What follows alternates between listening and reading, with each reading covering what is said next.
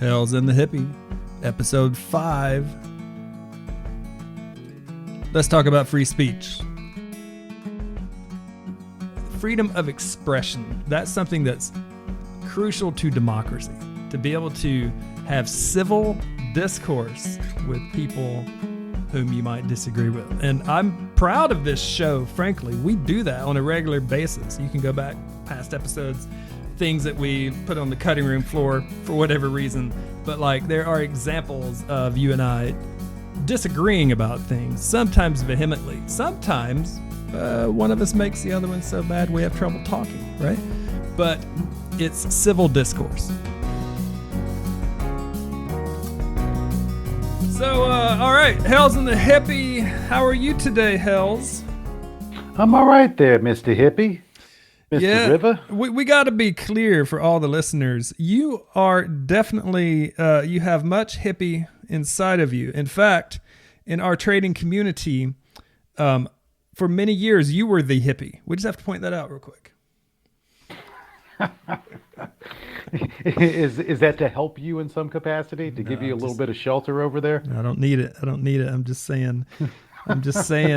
They used to think that, you had certain ways of seeing the world, and then I came along, Yeah, I think that because you're authentically hippie. I think that what people always forgot when I describe myself, I am a capitalist first and a hippie second. Yeah, that's legit. That's legit. So I think they grabbed onto the hippie thing and just ran with it because, I spent, a decent amount of time over the last several years being called a libtard by pretty much anybody and everybody. So if you're being called a libtard, then automatically you have to be a hippie at the same time. There's no other option, is there?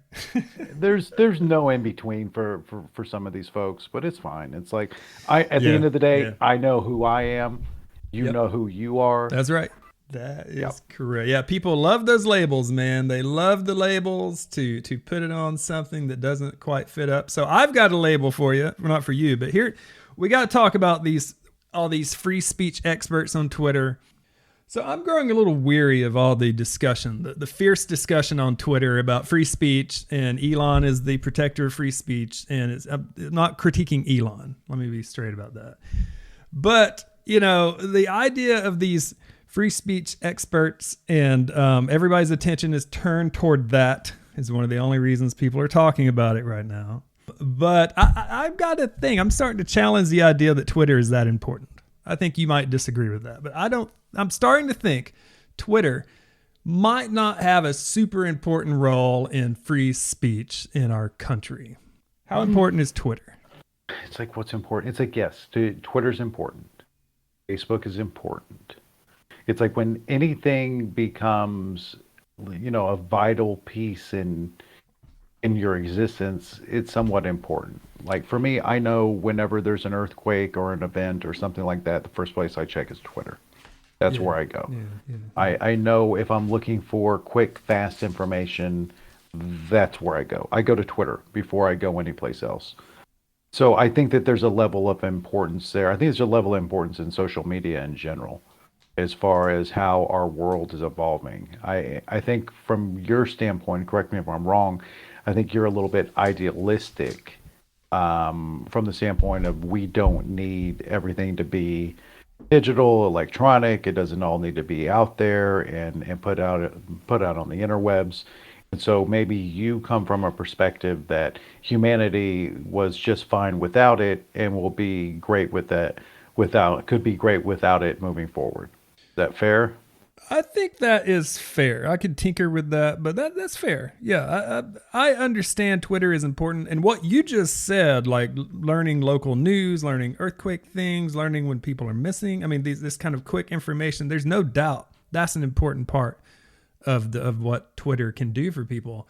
So yes, I totally understand that's important and a very useful thing we have. However, when we get into like really bedrock issues of our society and the progression of our society moving forward, Yeah, I think what you said is fair. I don't think Twitter is that important to it. And Elon clearly thinks it is, or at least he is saying he thinks it is. So, yeah, what you said, that's pretty fair. I don't know how important Twitter is outside of getting some, local information / entertainment, a bunch of entertainment. But, yeah. I think slash entertainment. And at the same time, I think that I think you get other forms of information. I think you get other perspectives. Mm. Mm. I think that when it comes to how we consume media, for me, becomes a very, very scary thing when there's maybe 3 or 4 silos that basically disseminate the news and messaging. Much like it was back in the day, before either one of us were born. It's like you had 3 TV stations and a radio station, and they all basically disseminated the exact same information the exact same way. To me, that's a little bit scary. I got you. So, yeah, the centralized, agreed upon dissemination of knowledge. I'm with you so far. I can see that for sure. That's kind of scary. When there's a given topic put out there, let's say on global warming or nuclear meltdown or whatever else, and I'm able to open up Twitter and I'm able to see verified legitimate experts from all over the world in their individual experts in their own individual fields that's pertaining to the subject matter give their opinions and knowledge. To me, that's very, very important and something that I want to consume, as far as what they're saying, to try to create some type of context for me to better understand certain things. And that goes to, it's like being able to just see the random thoughts of somebody like a Neil deGrasse Tyson, for me, is something that's amazing. I really like being able to see his perspectives and his information, that he puts out there, because it's stuff that I don't know about. But he's somebody that I respect, tremendously. So that's why, going back to it, and I think what you're talking about as far as Elon and the whole town square type thing, I think there's a lot more truth to that than I think a lot of people want to give credence to.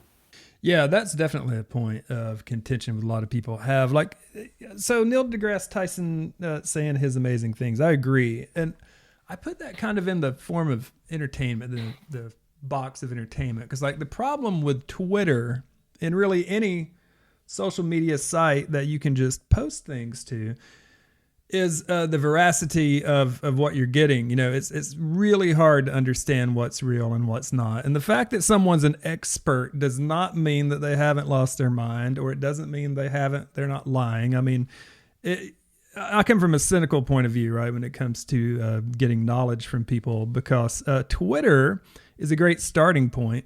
But we need to go beyond that and do research and find, the truth out as much as we can. And I guess my issue with it is Twitter is all too often a stopping point for people. They read it on Twitter. Somebody has an MD behind their name or a PhD or whatever, and they really believe that they're seeing truth or reading truth. And there's the problem. There's just no way to know, for the average person, to know what's true and what's not on Twitter or any other social media application. It's much like Wikipedia. You can edit stuff and it's generally pretty solid, but there's just no way to know if you don't have some research skills to back stuff up and to dig a little deeper.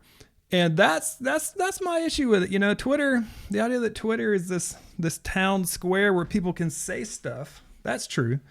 But if we should put any weight in Twitter as some important area of truth for humanity, I'm very cynical about that. I don't think we're going to get a lot of truth out of Twitter. Well, that's a completely different subject altogether, and I think that's so. Seeking out the truth has always been something that's very, very difficult, because people have different truths, and I put this in quotation marks. Going back to the value of Twitter, I think Twitter and Facebook, they have a real impact and value from a societal standpoint. And when I say impact and value, that doesn't necessarily mean that it's always positive, but it is a piece Mm. of our lives. And as we continue to move more towards a digital world, which we are, we're not going back. We're going forward, and we're going to be in this digital maze until forever. Tools like Twitter need to be tweaked and readjusted to where there can be a level of trust that's put out there. Mm, mm, mm, mm. And I think that when it comes to any product or service that is put out there, the concept of trust to the end user, is something that's the most important thing. Trust. We have to be able to trust that the information coming through is real.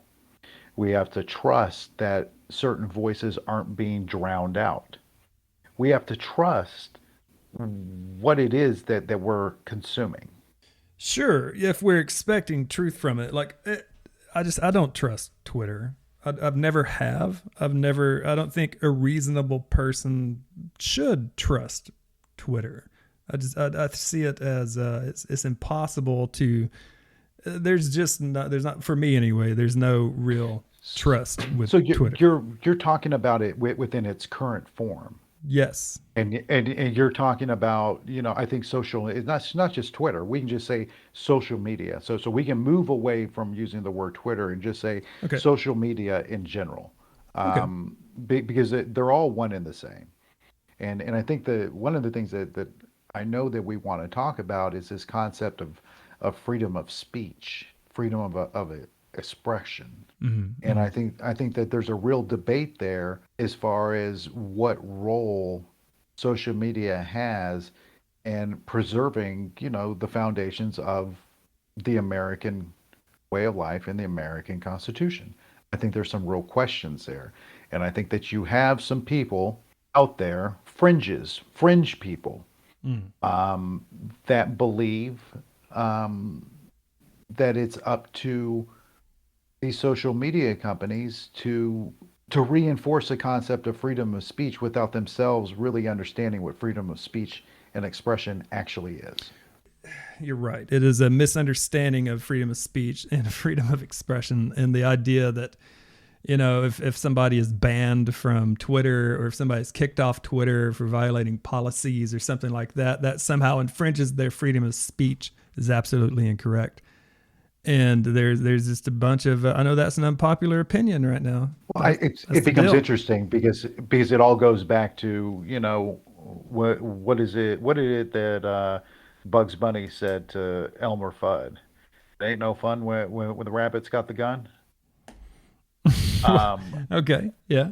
Yeah. it's like it goes back to the very Yeah. very basic concept of, as long as my values are the dominant values and the ones that are protected, I'm okay with it. Yeah. Right. Right. But if my values are somehow shaken, then I'm not okay with it. And, Right. and this is where it gets Yeah. really, really difficult and kind of convoluted. If you make a statement on Facebook or Twitter or Instagram or Snap or any of these things, let's say you want to go down a rabbit hole and say a whole bunch of words. Nobody's stopping you from saying that. Yeah. That's true. Nobody's stopping you from also taking exactly what you wrote down, standing on a street corner and reading it out. Hmm. Nor is Hmm. anybody stopping you from creating your own website or a blog or a podcast like we're doing right Yep. now, Yep. and reading that off, as long as you are hosting it yourself. Right. As long as you built out the infrastructure to what is being used. Hmm. Now, Hmm. Yes. for me, the question is not whether or not social media companies should enforce free speech, because now you're asking for private industry Mm. to Hmm. Hmm. get into societal governance, which I'm not a big fan of. Mm.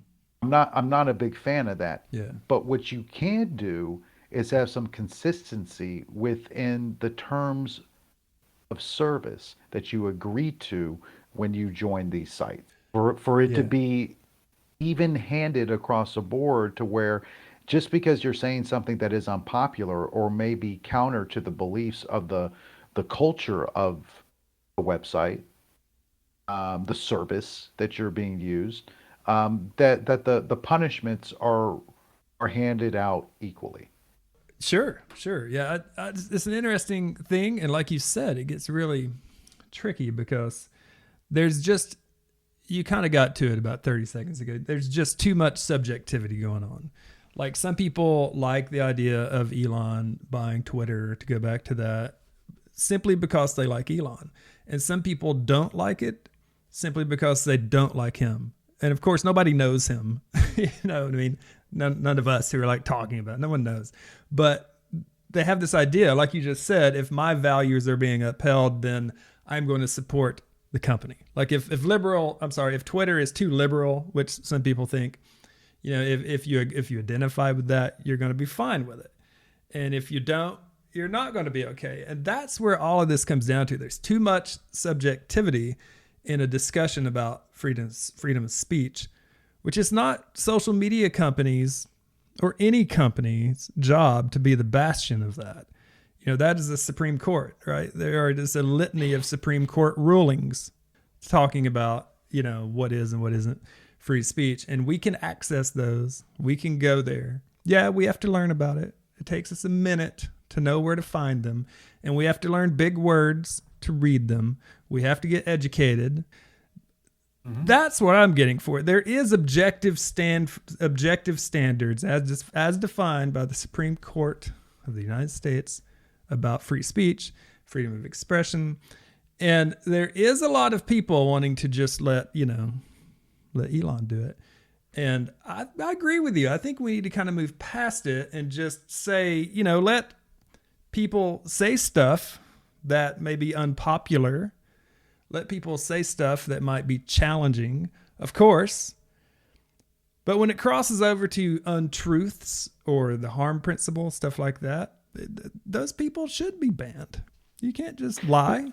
Freedom of speech doesn't let you lie.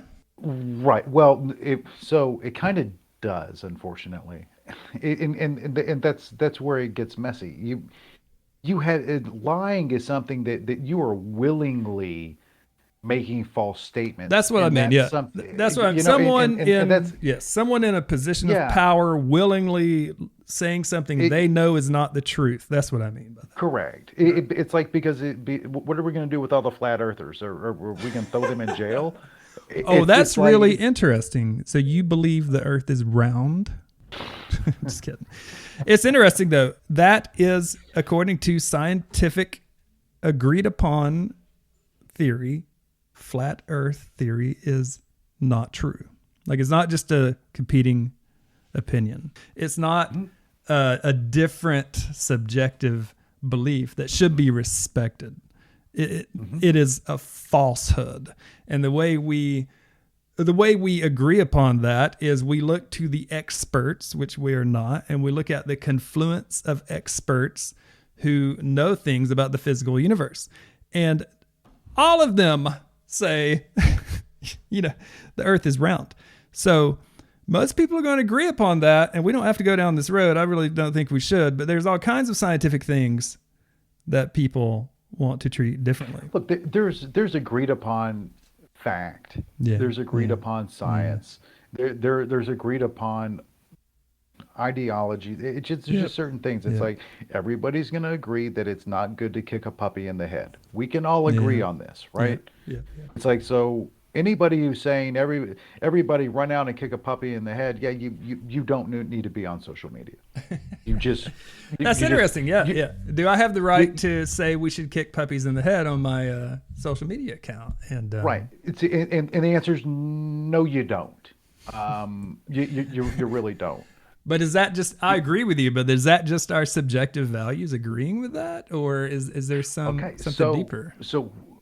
Well, let's get into this a little bit more.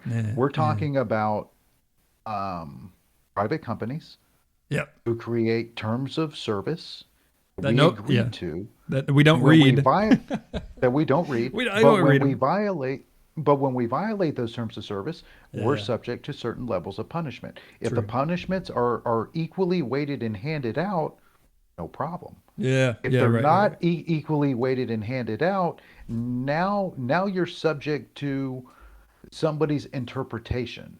Yeah. True. True. Somebody who may have, certain political beliefs or certain religious beliefs that they're using their own baggage in order to, dictate what's real and what's not. It's Yeah. like what's interesting to me in watching this dynamic unfold is this battle, once again, on the left and the right. These Yeah. silos that Oh get yeah. created Yeah. over there on the left and the right. The left is like, we don't want, MAGA and Trumpism being able to spread throughout the internet, right? Yeah. That that's that, That's their that's subjectivity. Yeah. That's right. That's right. that's what they want. Okay. Hmm.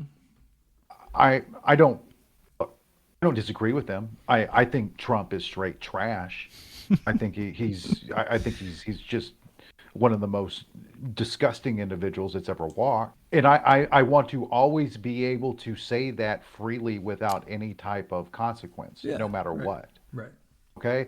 And if somebody wants to say things like that, like I just said about Biden or Obama or somebody Hmm. like a John McCain or Yeah. a Reagan, Yep. let's make sure we're playing this out equally.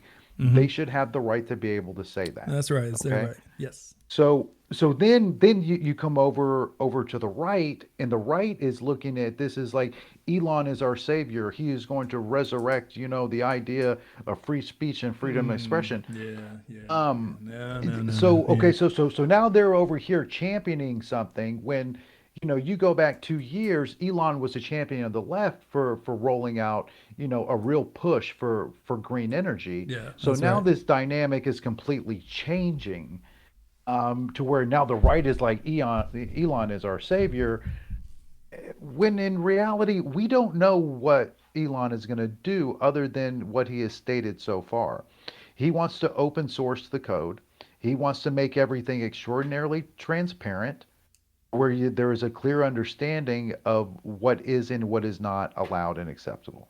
And that's a far That cry. That's a far cry from saying I'm going to bring all your dreams true, everyone on the right, Mhm. for sure. And you know more about him than I do. I mean, do we even know his politics? Is he a political person as far as being outspoken, or is he does he keep that kind of close to himself? I don't. I think he's just on a different level when it comes to that. Right. So I, the right or the left thinking that he's their guy, that might be problematic because who really knows? He may be his own guy, like you said, on this other well, level. I think, yeah, no, I think he Yeah. is his own guy. Yeah. I think he's pragmatic, and I don't think that he's limited by the confines of a party, Right. which Right. is Right. which honestly is what I have strive to do Hmm. my entire life when Mm-hmm. it comes to how I vote and how I look at the world, because I can dissect things on either side that I both agree and disagree with. And I don't like being told that, oh, you're a Democrat or oh, you're a Republican, when I've voted various different ways throughout my life.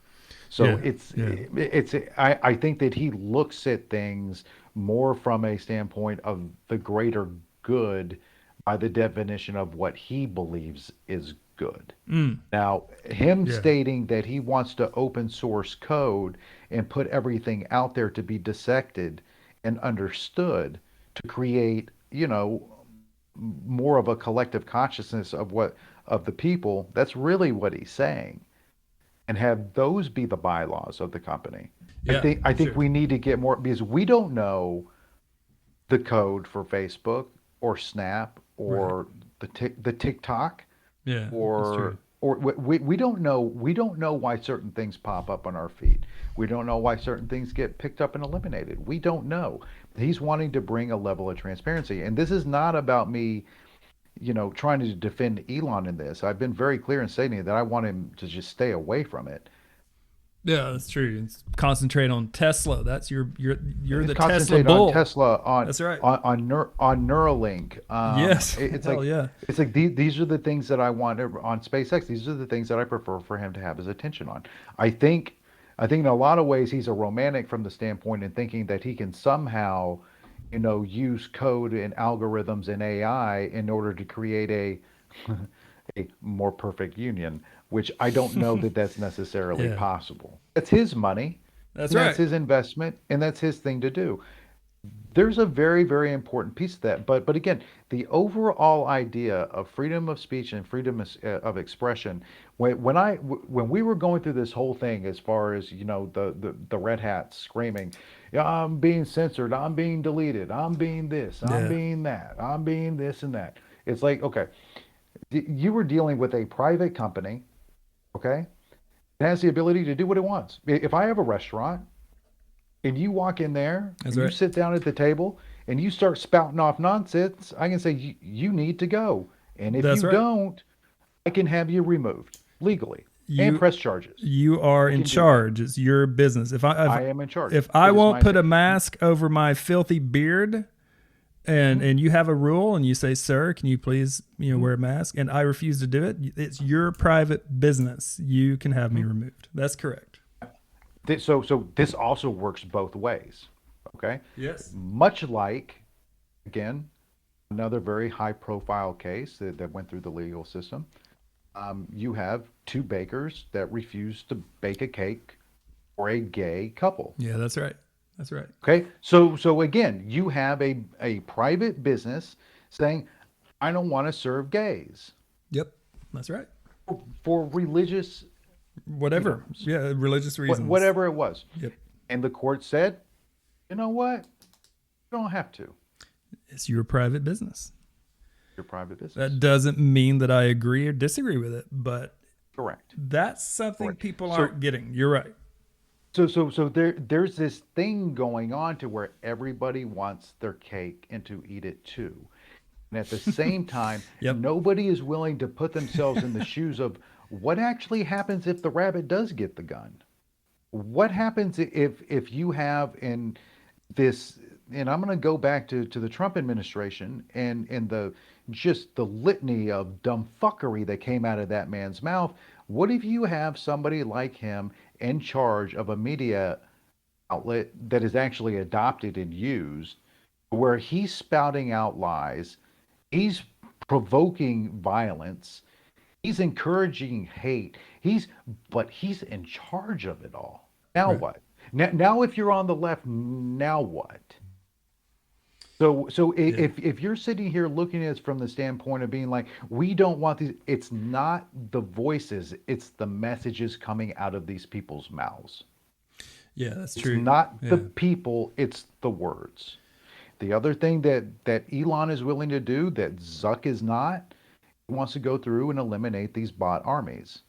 Yeah, If that'd be you're nice. able to create a world to where you actually get authentic magnification in a community of messaging, that's a beautiful thing. Yeah. Not something that is influenced via code as far as being able to blow up messaging to where, look, and again, I firmly believe that the majority of people in this country are honestly good people that are not racist.